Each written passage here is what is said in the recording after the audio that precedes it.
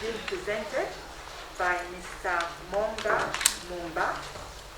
Mr. Mumba is the Director for Internal Audit and Risk Management at the Zambia Revenue Authority. Mr. Mumba is the Director for Internal Audit and Risk Management at ZRA, having been Chief Strategist for ZRA, driving corporate planning, business continuity management, big data intelligence, as well as risk management. He has been instrumental in the modernization strategy for ZRA. He has been head of risk and assurance at the National Pension Scheme Authority.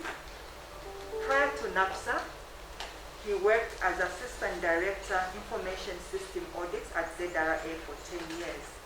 He began his career with PricewaterhouseCoopers in Zambia, where he worked for 4 years as a business consultant.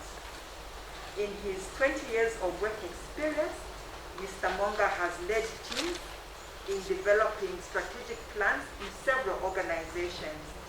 He has experience in strategy performance monitoring, financial management, fraud investigations, information technology, business process re-engineering, risk management, governance, and due diligence assignments. His engagements have included financial institutions, mining conglomerates, manufacturing companies, retail chains, government institutions in Zambia, Africa, as well as Europe. Mr. Mumba has served on modernization committees for the Zambian government's Ministry of Finance, as well as Ministry of Land, as an external consultant. He is a board member at Zambia National Airports Corporation, where he chairs the Audit and Risk Committee of the board. He is also the immediate past president of the Information Systems Audit and Control Association, Lusaka chapter, having led its establishment in Zambia, and board member of the Institute of Internal Auditors Zambia, in charge of education and training. Mr. Mumba has presented several professional strategy papers, governance papers, risk internal control at local and international conferences. Delegates, please join me in welcoming Mr. Mumba for his presentation.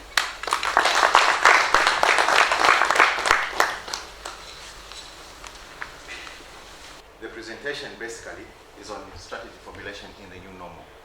You may have heard from Dr. Mungo here that we are living in turbulent times, and the word new normal has been synonymous with COVID. But from a strategy management point of view, new normal is not just about COVID. It's about organizations and in the environment in which they operate, and having to be on the constant monitoring and observation of what is happening in our business environment. Now, as we deal with that, we need to have a good appreciation, first of all. When we talk about strategy, what is strategy?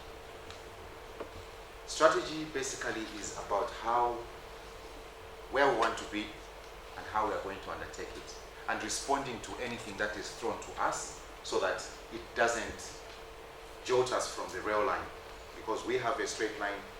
As you know, when a train is moving on the rail line, it moves according to where the rail is going.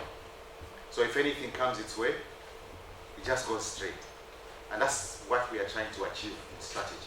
It knows it has to move from Kapiri to Nakonde in those two metal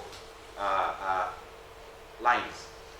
So anything that comes its way, unless the rail line is somehow broken somewhere, that's where the journey for the train may be destabilized.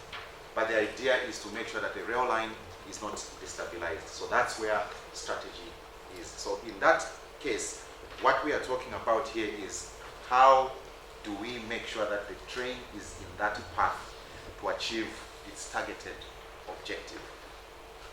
Okay, that's what strategy is all about. Now, what is strategy formulation?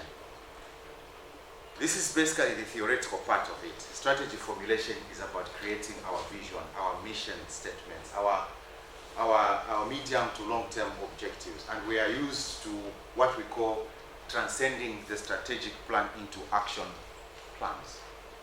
The strategic plan will normally have a specific, in our traditional sense, a specific timeline, which varies. Some organizations do it for 3 years, others 5 years, and then they break it down into individual years with specific timelines of actual activities that we're supposed to achieve in that strategy according to years, or we're supposed to achieve it in year 1, quarter 1, quarter 2, quarter 3. How many of us have seen a strategic plan before? I want to believe that we are all in that realm, isn't it?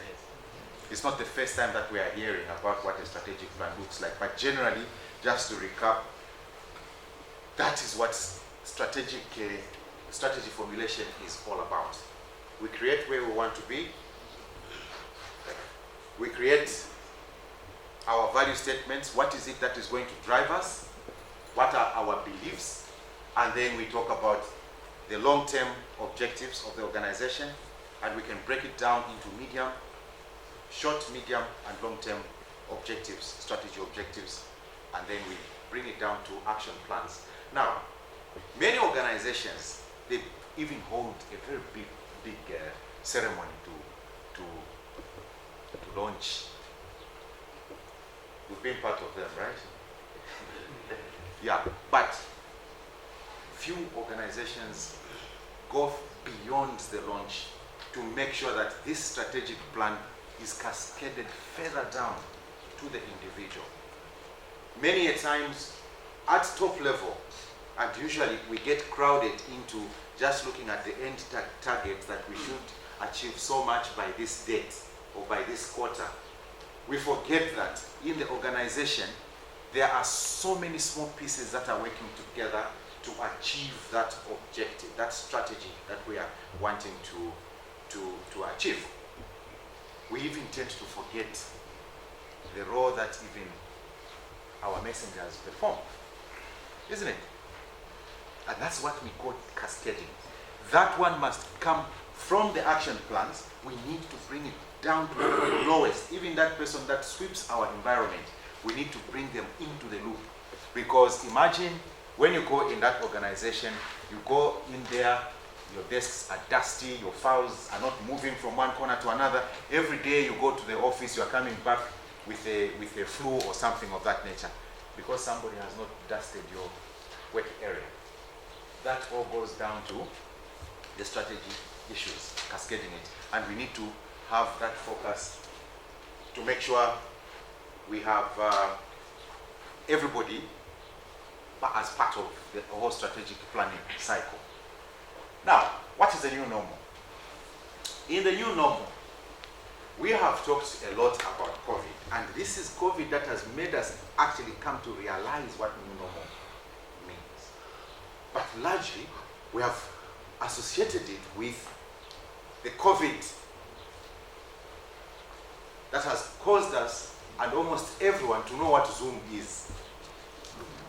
Isn't it? To know what a mask is. Previously, these masks were just a thing of seeing in emergency ER. Isn't it?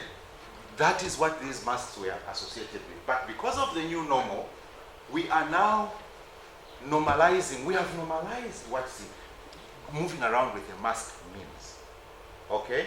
And that is what the new normal means. Now, from the COVID point of view. But when we look at the new normal, we must broaden that narrative and bring in a lot of other factors that can cause a significant change in our business environment. Let me give you a current example, or maybe not too current. I've talked about technological change. This is almost a given now. A few years back, when I was still starting up in my career, they were talking about technology and the mobile phone companies coming into the market. Those days, for those of us who were fortunate enough, or whether privileged or not privileged enough, we had one telephone company called, it was called PTC then, Post and Telecommunications Company, before it became ZAMTEL. Now, at that time, ZAMTEL, everybody wanted to work for ZAMTEL. It was the in thing. And it was combined with postal services. Okay? Such that if you were to receive a phone call from the US or from your uncles out there who are out in the diaspora, they had to tell you the specific time that you were supposed to be seated next to the phone. Who has experienced that before? If you miss that time and your relative calls, the phone will just be ringing until maybe someday a telegram comes that you missed my call 2 months ago.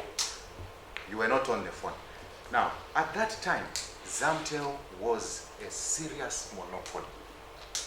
Single player, no competition, and just floating away, whether they were efficient or whether they were really making business or not. They were just existing. But little did we realize that at that time, there were people who were strategizing to convert that fixed line environment to a highly, highly mobile environment, which has now become the what? The new normal. That is also a new normal, isn't it? But even then, because ZAMTEL, I want to give as much as possible local examples, because I know Doc mentioned ZAMTEL doesn't have so much of these examples, but we have them, but we just probably have not properly documented them. So the new normal in that era, ZAMTEL was looking at these new startups that were coming up with mobile telephony to be very much underdogs. There is no way they were going to oust ZAMTEL from its leader position in the telecoms world. And what has happened to the PTC? It's everybody knows what has happened. Eh? From being a top player to becoming a third one in the market, probably even when a new one comes, it might even go further a step down. That's a possibility. And at that time, the technological environment was moving in a direction of shifting communications, transactions, and name it, in terms of information discovery, onto our hands. And that has now become the new normal. Our kids don't even know what we're going through to make a phone call. The new normal has changed the way we are thinking and the way we look at things. Globalization and information flow and knowledge management. This is equally a new normal in the current environment that we are dealing with. Information flow has become so seamless. Anything that you are looking for. If we talk to our kids, all they know is that anything you are looking for, you can find it using what? It's normal stuff. For those of us who were studying those days, to do a dissertation, you literally had to go physically in the library, go physically to the National Archives and check for information. But now information is right here where we are. Even investigations, almost everyone here has become an investigator. It's a new normal. We know what we're talking about. On our phones, someone is sending messages and things like that. Huh? We have become investigators in our own right, because information can be extracted from different sources right on the spot where you're standing. That's a new normal. We talk about climate change. Climate change, we are even seeing that government is responding to that by even creating the green economy. Ministry of what? Green economy? and environment. Yeah. To just take into consideration the climate change. Now we have what we call black swan events. These are high impact nature of activities that are maybe considered to be improbable. I'll give a classic example of 9/11. Almost every one of us here knows what happened on 9/11 those years back when the US was under attack by just that one event which nobody ever thought could ever happen. Somebody hijacking a plane in mid-air and they go and they ram into a building for whatever reasons. And that also created a new normal. Who would ever imagine that as you are going to embark on an air journey, somebody is going to almost nearly undress you to set you to make sure that you are not a dangerous person. Those days, we'll just walk in, even with your water in your bottle. Today, they have even reduced the quantity that you are supposed to carry on. And you really have to declare it. That is the new normal. Those are events that are unlikely to be even imagined, but once they happen, they actually cause very serious shakeups in the industry. Talk about COVID, it's obvious. Some organizations have literally closed down because they have not responded or they have failed to respond quickly to those events. Now, what this requires is that we must always have a strategy that is adaptable at every one point. And what that means is that we must be aware of apparent and less apparent changes in the new normal. Some things may be obvious, others may not be obvious. But we must always be on the lookout. There are issues of changing delivery channels. When we look at what we have experienced in the COVID era, have we noticed, I want to believe most of us are coming from Lusaka, isn't it? Have you noticed the number of small delivery services in Lusaka? Motorbike delivery services, Afri Delivery, Ulendo Eats. What are they called again? The others, there are quite a number of them. Now what has happened is, those are delivery channels that we are seeing now, eh? And those were triggered by some events that are happening in the market. Firstly, people have become too lazy to go to restaurants for various reasons. And some ingenious colleagues have created platforms for people to engage in door-to-door delivery. When you talk about Ulendo, I don't want to talk about Uber because Uber is out there. Ulendo, it started off as a platform which is linking a commuter to a taxi. The traditional approach has been that if I want to embark on a journey to go from one place to another in a location, I have to go and stand by the roadside and wave down a taxi, and you'll be lucky if a taxi is going to pass in that direction. But some genius strategic young man developed an app and said, you guys, instead of you sitting by the taxi rank hoping for a customer to come your direction, let me develop this. But on the other hand, even you as a pedestrian or a commuter, let me develop something that is going to join you, link you to this taxi man. And in that regard, they developed that app called Ulendo. All I have to do is register myself. There's a taxi company, there's a taxi out there that also registers itself. But what is interesting is this. Ulendo is associated with taxi, but it owns no single car. We see the different dimension of change in delivery channels. They have no car, but they are one of the biggest taxi companies in Zambia. But they don't own a car. Everybody out there, especially these young people we have, they know what Ulendo does. You click there, the taxi comes to my doorstep. Not me going to start polishing my shoes when I'm going for an interview, entering the interview room again. Then they realize that people are eating also. Shall we channel our service into this other realm of business, delivery, of door-to-door delivery, parcels, food, name it. Again, they have become one of the largest delivery companies, door-to-door delivery companies, yet they don't even own a motorcycle. They are linking the restaurants, the food outlets with the motorbike owners into the homes of people. That is the change in delivery channels I would like to give as an example that we are experiencing every day.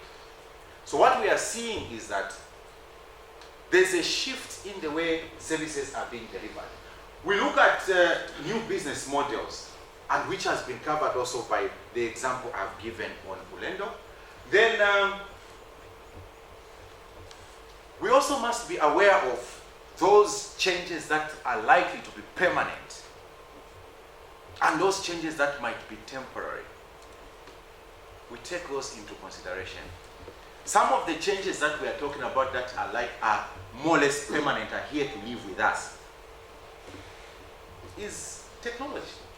And we see what has happened to technology. Is there anyone that works for DSTV here? So I can give an example of DSTV without, don't go and tell them, huh? And how many of us are aware about Netflix? Almost every one of us. If I can tell you, I don't even remember the last time I ever paid subscription for Netflix, for DSTV. Why? Netflix is cheaper. Sorry? Netflix is cheaper. Netflix is cheaper, not repetitive, on the go. You choose what you want to watch. You choose what you want to watch. No ads. No adverts, no hardware to get. No one has to come and drill holes to fix a dish in your home. When lightning comes or when there's a big cloud, the screen freezes. For as long as you have internet, which internet is multi-purpose, multi-use, you can have your small box for Netflix. All you need is a TV that has that app, or even a phone that has that app, or a laptop. And that's it, off you go. Isn't it? Now, if DSTV multi-choice doesn't respond to that dimension, then we are not going to see multi-choice ever existing in the long term. Because as you see right now, multi-choice has also started slowly going in that direction of Netflix, isn't it? But I'm not sure how long it will be sustained. And that's what the new normal does. When you are responding to what is happening in your environment, you must be quick to analyze what is going on, develop your ideas, and make them sustainable. And if it is not working, don't insist it will work one day. Change direction. I've used a phone called Nokia before. You've used it before. The 310. Those were powerful phones. BlackBerry. Very, very powerful phones. But where are they now? They are gone, right? Their strategies were focused on, for example, if you look at BlackBerry, they were focused on hardening the security features on the phones. That was their main thrust. For Nokia, it was about developing a gadget that when you drop, it can't break. Isn't it? Meanwhile, everyone was moving in a different direction to make these technologies much, much more flexible. But they failed to adapt quickly. What happened? They couldn't cope. They folded. And that's what happens, the new normal. We must also take care of fragilities in the supply chain. As the new normal comes in, that example of Ulendo is a very typical example of what we are talking about in supply chains. But the new normal can be so disturbing to businesses that it can actually transcend across continents to the extent that even goods flow can be disturbed. If we look at what is happening, whether it's a long-term new normal or it's a short-term new normal, for the Russia-Ukraine war, isn't it? That is something that we might be convincing ourselves as Zambians that this is very remote, it's out there in Europe and Russia. But there are certain dependencies that we have that come from that place. Or even fuel prices are now being attributed to that at global level, not just in Zambia, at global level.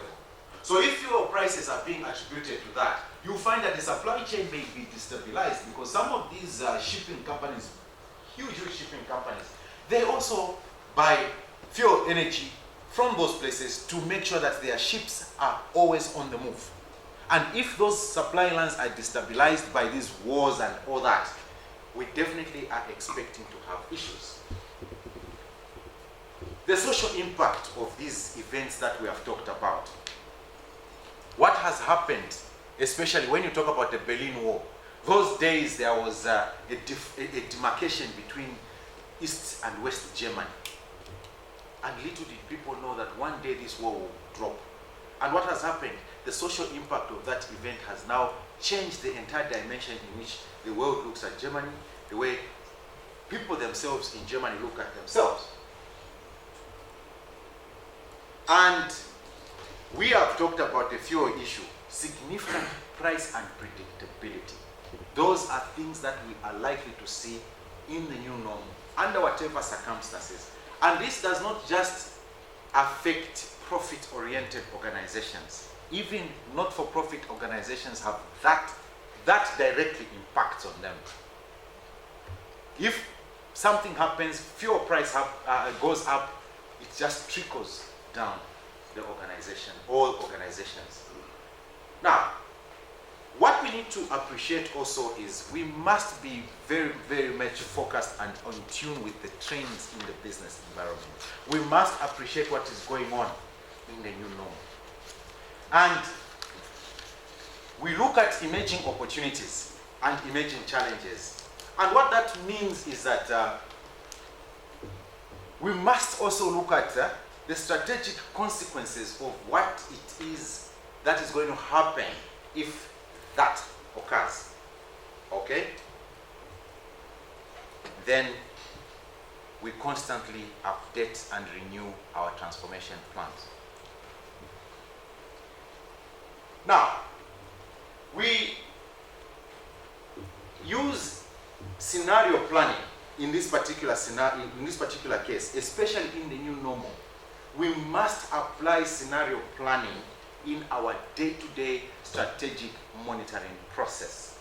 And that scenario planning basically entails that you must put different scenarios, subject your analysis to different scenarios, even unlikely things that you might not even imagine happening. I remember when a few years before this 9/11, when I was still working in another organization, I had an opportunity of visiting, an overseas office of the company I was working for. And there we were dealing with scenario planning. What could possibly happen? And this was in a risk management session. Now, in that session, there were groups of us. What could possibly happen from a security point of view? And I was actually right there in New York, in the precinct of the Twin Towers there. Those buildings were still there. Now, one of the guys in that session just talked something weird from a security point of view and business continuity. What if a bomb hits one of our buildings here? The guy was just talking wildly, and everybody giggled there. And how possible can that happen? And These are the things that people ignore. Because it sounded like it's a very wild thought at a time.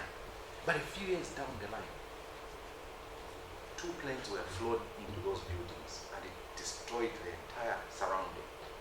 Now, it brought me back to thinking, wow, what if people had listened to that? Could it have been possible that it would have put air surveillance systems around that environment, which was called the World Trade Center? And it was basically the financial capital of the world. So when we are doing scenario planning, let us not discredit anything that somebody is bringing on the table.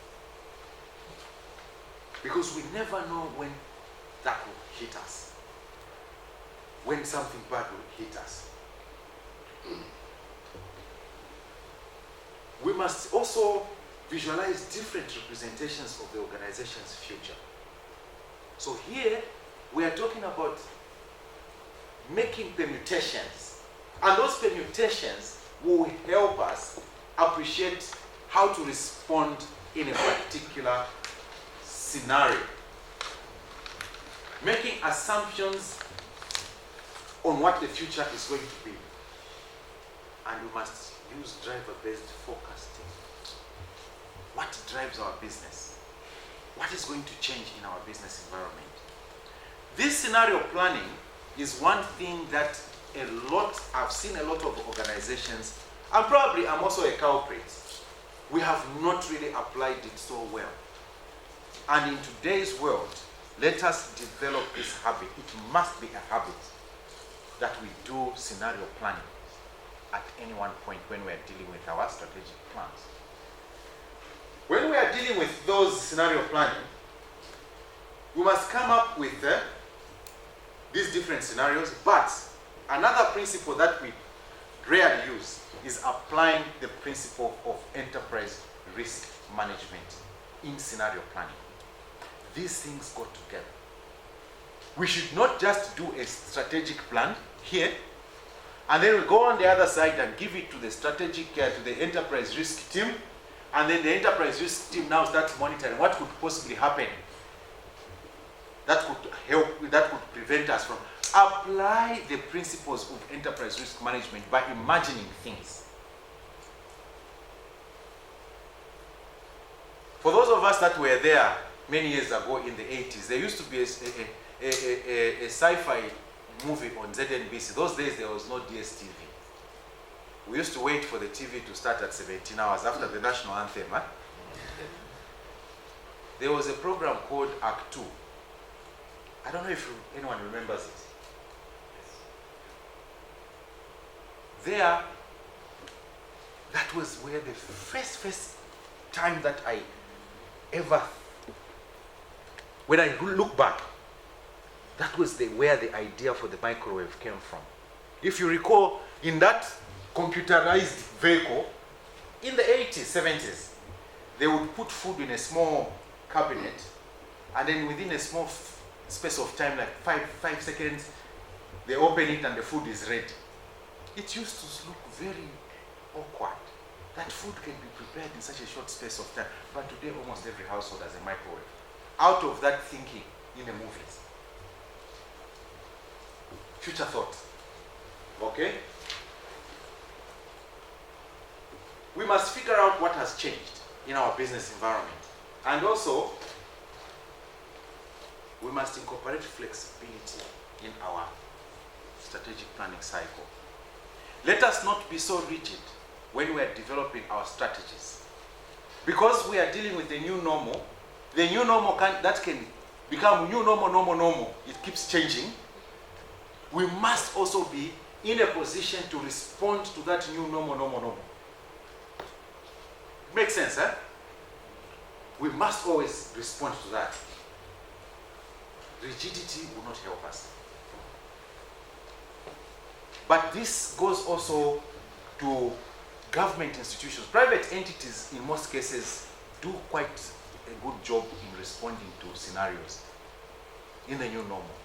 But this requires quite a significant change in approach that our institutions, especially government-related, that are highly bureaucratic and highly regulated because of the legal environment in which they operate. And it also goes to advise that we must also look at the laws that govern some of these institutions, because if we remain with a static law that was done in the 70s, in the 60s, and we are talking about the new normal, that law may not support what we are doing and how we are trying to respond to the changes in the business environment. We must consider that in our government setup as well. Okay? So, flexibility therefore means that we must not be static in the way we are developing our strategic plans. What that means is we move away from annualize the strategic plans to those that are flexible, such that we can be having regular discussions around our strategic plans by not just waiting to review when the quarter ends or when the half year comes or at the end of the year. What agility means in this particular scenario is that we must be on point at any one point. On point at any one point. To make sure that this strategic plan is moving with times. There's a company called JD.com, a Chinese company that deals with, it's almost like Amazon, the Amazon of China. Most of us will not know the company, but it's a huge multi-billion-dollar company that started off in China to sell electronic gadgets and small gadgets. If you type JD.com, you see what the company is all about. So that company, I had an opportunity to interact with their research and development department. It's a huge department where they are discussing how best to deliver products from their warehouses to the clients using drones and all that, everything automated. Huge warehouse, only 6 people operating the machines there, picking from one shelf to another. It drops on the drone takes off, it delivers, it comes back. Then one question I asked them was, what was your budget? What is your budget for research and development? And they just laughed. And we don't look at budgets here. Here, when it comes to research and development, we just move. We just move. Okay? Because they want to respond to whatever can befall them. They have already started agility in the strategy formulation process. But what is very key here is that they use a lot of analytics, artificial intelligence, applied together. Because these would help us to permutate, to permute several scenarios. Because our minds can only go up to a certain limit, but when you put in a machine to help us think through beyond a certain point, take the machine to the limit, it will give us scenarios. How do we think the weathermen operate? How do they even forecast that the weather is going to be like this tomorrow? Although ours, they talk a lot about northeasterlies and the intertropical convergence zone. I don't know what interest it has. But what we see is that weather forecasts have found it to be much more accurate on Google than on the local scene. Why? What you notice, if you go behind the scenes, those guys use a lot of artificial intelligence and analytics, a lot of it. In our businesses every day, we must apply the analytics front of our segment to understand and check how businesses, how scenarios and numbers can affect our business. And artificial intelligence is one such tool.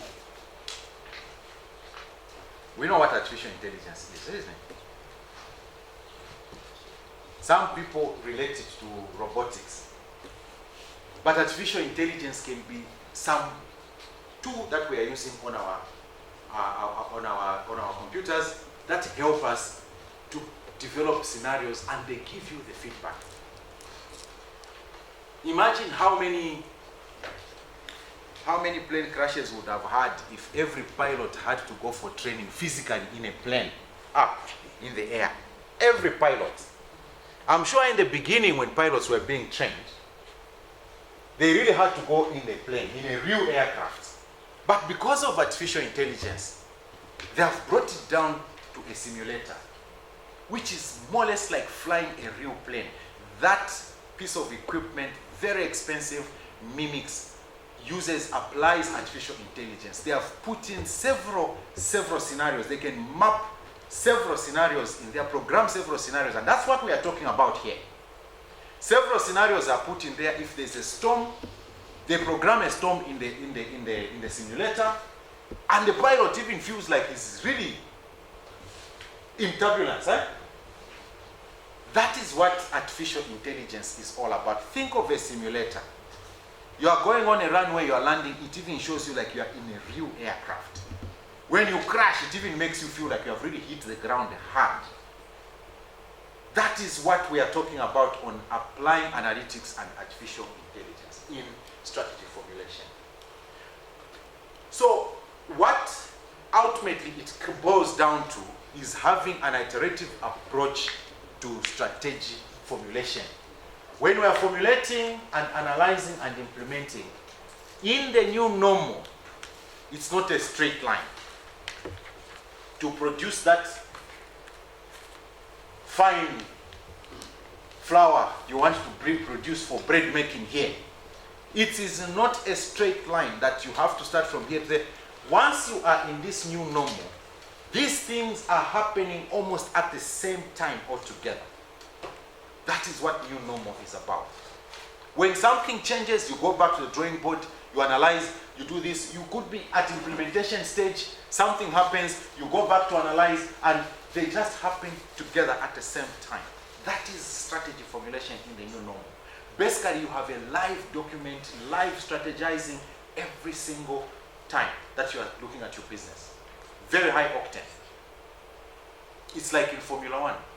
There's no straight line in Formula One. There's nothing like Lewis Hamilton will always be the winner, isn't it? Those guys are in high octane. On the track, they are in control of the vehicle, but meantime, there's a control room that is actually monitoring what they are doing at any one point. And they do the simulations right there. But in all this, as they are working together, there must be continuous data collection and analysis. Continuous. It's not a one-off scenario. Unique positioning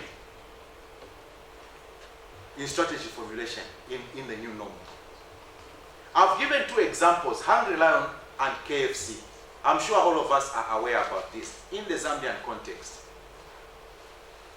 KFC is existing and it continues in business, and we are seeing a number of outlets, especially in Lusaka, that are happening now, right? And one big hit that KFC has had is those drive-through. How many of us have benefited from that service? And it has become so popular.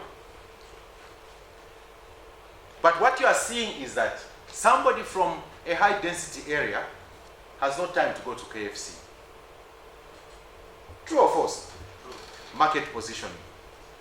So we must identify which market we are targeting as a business. Hungry Lion believes in quantum. We must get big chunks. Isn't it? That is the market positioning. And when you look at where they are even located as Hungry Lion, they are located in very high traffic areas. They understand what their market is. If you go to Lusaka, Kablonga area, there was no Hungry Lion there. Previously, Hungry Lion was just positioning itself next to where there's ShopRite. But now they have changed their model. They were hoping that when they go to Kablonga, just by the filling station there, they would kill off KFC that is right in the mall, at Central Mall. But what has happened? Both are existing, and KFC has repositioned itself to target the middle class up. is market positioning. So we must perform different activities that are going to differentiate ourselves, except for those institutions like where Mr. Tilson comes from, ZRA. Do you have competition? Except from fraudsters. That is where the competition is coming from. But otherwise, institutions like NAPSA, they don't have competition. But that's not to say that we should not position ourselves in a manner that we should. Because the essence for, I would like to give an example for NAPSA, forgive me, but the essence for NAPSA is future social protection, to make sure that people don't continue suffering when they are out of energy in our old age. Previously, NAPSA was considered to be an organization that is just taking care of people in formal employment, isn't it? Formal employment. But today, we are hearing NAPSA talking about, they have repositioned themselves, saying, even a gardener out there, even a carpenter at the market, a welder there, you can be doing your contribution, a minibus driver, market positioning. Now, you can see that the market is now beginning to understand that this is not about a tax. It's about my future and being able to sustain my livelihood in my old age when I'm not able to hold a welding rod in future. And that is the market positioning that we have done. Changing the mindset of the market to make NAPSA be seen to be an organization for everybody's social protection. When you talk about customer focus, here are the examples. Airtel, MTN, and Zamtel. These three organizations have cutthroat competition. They have cutthroat competition, and what that means is that they are constantly looking at each other's strategies, whether formally or informally. But now they are getting closer into partnerships, to the extent that I'm able to transfer money from my Airtel to MTN or to Zamtel or vice versa across networks. Co-location is one thing that they have started doing. Those days you would find where there is a tower, there will be 3 of them. Zamtel. But now they have decided, look guys, we are praying to the same God. God is for everyone. Let's just work together on certain things. But what we are seeing here is that they also have understood the customer needs. In this regard, you are seeing that there's a very huge investment in all of them, in data services and USSD services. Because they have seen that it's not just about high tech, but it's about simplifying the technology as much as possible so that everybody can benefit from there. Now what we are seeing is that they have also gone into the banking world. Right? Refocus their energies into the banking world. And at some point, for those of us who have worked in the commercial banks, who work in the commercial banks, who are saying, these guys. But what has happened to consumer banking? If you strictly look at the way consumer banking has gone, it's actually on a decline. If not, it's not even increasing at an expected rate. I'm sure that that is why the central bank has come into the market there and realized that, also responded, isn't it? And said, we cannot let these people just go wandering like that. They must be regulated, because now they have even started collecting deposits from people. Who would have thought that one day hardware shops, or even shops, even somebody who is just selling in shower on the streets, would accept a payment on mobile money? Who would have thought that a few years back, just 2-3 years ago? But now mobile payments are the in thing. Even filling stations are accepting mobile money, isn't it? Responding to customers' needs. Even my grandmother, who has never stepped a foot in the bank, knows what mobile money is. Now the banks have joined, the commercial banks, the conventional commercial banks have joined the bandwagon, and they also want to play in the space that mobile network operators have now boomerang it. That is what we are talking about on customer focus. So we can see that the technology that came in as just a mobile phone has brought in a new normal to the extent that even transaction processing has changed entirely. Anyone who does a business, especially this mass market, and they don't do things on the mobile, they're as good as dead. Somebody will just go to the next shop. Now what I've seen is that for those that were not doing mobile money, they would probably go to the next shop and say, oh, let them pay you, then I'll come and collect from you. Business is moving. Flexibility. And that is the new normal we're talking about. So, in the new normal, we must ensure we build resilient organizations. And resilience is the key here. We must build resistance as a prerequisite to survive. And that scenario planning we've been talking about is what helps us build resilience. We must be able to respond to scenarios, however hard they are. We must stand our ground. We must put our organizations through a pressure test. In some organizations, they call it stress testing. Test our organization to the highest level of stress, worst case scenario. So that in the event that scenario occurs, at least we can have an opportunity to survive. And in all those scenarios that we have set up, we must ensure that we prioritize. We can't do everything, but we prioritize according to that which we would consider low-hanging fruits, and then we'll build on them. But at the same time, we are continuously scanning our environment. When we talk about that resilience, we mean it must be future-proof. Let's look ahead. If we do this now, and that thing that we are talking about happens in the future, are we going to be shielded from the rain? That is what modern-day strategic planning means, and strategy formulation means. We must develop a future-proof enterprise and a strategy that entails future-proof. We are seeing that, for example, demographic and social changes that are happening in today's world.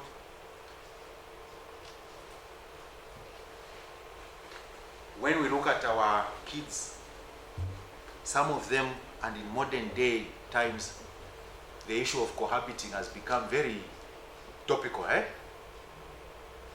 Isn't it? The culture of cohabiting has come into our environment here. Is the person selling wedding dresses going to sustain their business in the long run? You see the demographic changes, Those are things that might sound very remote, but technically, practically, in the long run, that person selling tuxedos for the groom will soon run out of business because there will be no more weddings.